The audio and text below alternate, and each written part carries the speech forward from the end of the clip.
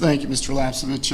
Also, before we begin, Mrs. Cirucci approached me and wanted to say a few words before we begin tonight's presentation. I guess that's not working. They are working, but I can hold that if you. Which mic picks up the recording? Okay. Thank you for letting me take time away from this committee meeting, because what I have to say isn't really about building and grounds. So Monday evening was a scheduled contract negotiation meeting between the district and the teachers union representatives, of which I was in attendance. I feel that the time has come for me to bring the public up to speed with the details of the negotiations. It's a large part of our budget, which we will be voting on in 2 weeks. In fact, 70% of our budget is salary, health care, and pension costs, all of which are directly related to the budget conversations we have been having and the building consolidation measures which we're discussing this evening. Regarding contract negotiations, we are very close to one another, but we are at the point where neither side seems to want to give any more. Both sides have met regularly and worked out most of the other details of the contract. Where did we start, you might ask, and where are we now? We started with the teachers wanting a 5-year contract with step movement every year and a 4% raise in salary in addition to the step movement. The district started with an offer of a half step per year or a full step every other year and a 0% raise on the current scale. What is a step, you might ask in the public? A step is a pre-planned movement in pay a teacher has built into the contract from year to year. Teachers do not consider this a raise, as it is built in part of their career advancement. So when you hear them say that they have not had a raise, they are not referring to step movement, they are referring to percent increases on top of the steps. A step increase is the equivalent of anywhere from 3 to 5% salary increase. A raise is considered to be an increase by a percentage of those fixed numbers already on the scale. The scale can be found on the website under the Human Resources tab under Collective Bargaining Agreements. It's also worth noting that the district agreed to no increase in health care costs for the EPO plan. Teachers pay 10% of that. The PPO plan will increase from 12 to 15%. Thus the reason for offering a shorter contract, as we anticipate health care premiums will continue to rise. Where are we today? The district has offered a 3-year contract with a full step movement each year and a 1% salary increase for year 3. The teachers want the 1% for both year 2 and 3. A strong driving force for the percent increase is for those at the top of the scale who are frozen and don't see any movement. 1% doesn't sound like a big difference, does it? Some say just get it done. I say, how will we pay for it?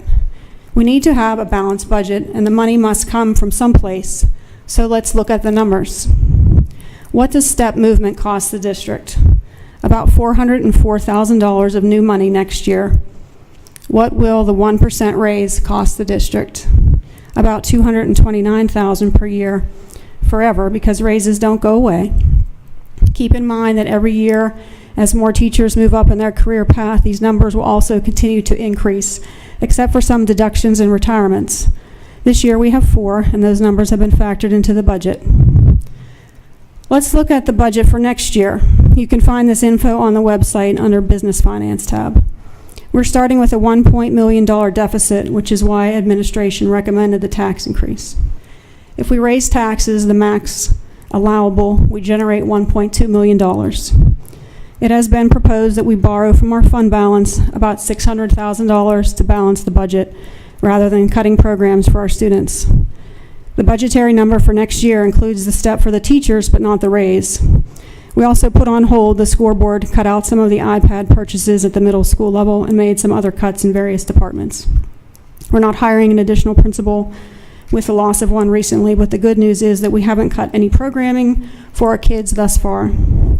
What do I think are important contributing factors to note regarding the budget? With the loss of the mall appeal, we will lose $500,000 of income moving forward and potentially more in the future. Because of the pension crisis years ago, and this is no fault of our teachers, we must continue to pay more into teacher pensions annually. This is expected to continue over the next 3 to 4 years. Next year, our pension contribution increases $300,000. Of that, the state should reimburse back half. So to summarize, next year in new money, we need $400,000 for step movement, $150,000 additional pension contribution, loss of $500,000 in mall revenue, and if we add the raise, we need an additional $229,000, and that's just year one. That's more than the $1.2 million tax increase will generate.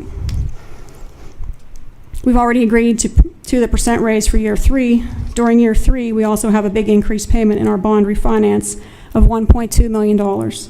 So there's a good chance you are looking at a tax increase next year as well, and that's why we are here today to talk about consolidation of schools, keeping the district strong in years to come.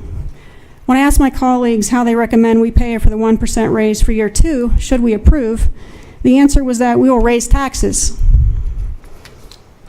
We already are raising taxes to balance the budget, so that won't cover it. If you ask the business manager, he will say we have to borrow an additional $229,000 from fund balance, now totaling $829,000 we take from fund balance just to balance our budget. Our last negotiation meeting was Monday night, as I stated. We did have some heart-to-heart conversations about why both sides feel strongly over their positions. The main point that I tried to emphasize for our side is that this has nothing to do with whether we value our teachers and think they deserve a raise for being excellent at their jobs, as they are, although I can guarantee several of them are not happy with me right now. But I was elected by the taxpayers of this district to do a job, and that is who I represent, and that is who I answer to. We do value our teachers, and that's proven with the fact that they are the 19th highest paid in the state. It all comes down to the fact that we have a finite amount of money with which to manage, and I don't think it's good practice to use fund balance to balance our budget, nor do I desire to raise taxes on Pitcairn, whose median income is $30,000, and Monroeville, whose median income is $54,000, while our teachers' median income is $85,000. Not to mention, we have over 20% of our population being senior citizens on fixed incomes. I asked the union representative how he suggested that the district come up with the funds to cover the raise, and the answer was to spend less on computer purchases, return to books, and cut back on building improvements. My opinion is that it is the school board's responsibility to also maintain the facilities we have, and the two are not mutually exclusive, not to mention we actually cannot use money earmarked for capital improvements to pay salaries. If we have to raise taxes and borrow from our fund balance to balance our budget, we are not doing a good job. Our community will continue to decline as households and businesses are taxed more, and we won't have much of a fund balance in the future years. It is my opinion that the goal of the school board is to make sure the district is financially sound for years to come, and we have some big challenges facing our community as businesses continue to close and the state continues to disappoint in regards to several issues that affect education and funding.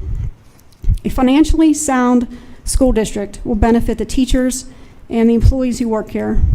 The alternative we face, if our expenses continue to exceed our income, is to continue to raise taxes or cut teachers or cut programming for our students, or a combination of all three. We have done well up to this point, but we must continue to stay the course. We must learn from districts around us like Plum and not make the same mistakes they made, which include contracts they couldn't afford, zero tax increases for prolonged periods of time, and using fund balances to regularly balance their budget. Let me be clear that I am not speaking for my fellow board members. I am only speaking as chairperson for the negotiation committee, and I thank you for hearing me out this evening on this important topic. Now I'll turn it back over to Dr. Short for the Building and Grounds meeting. Thank you.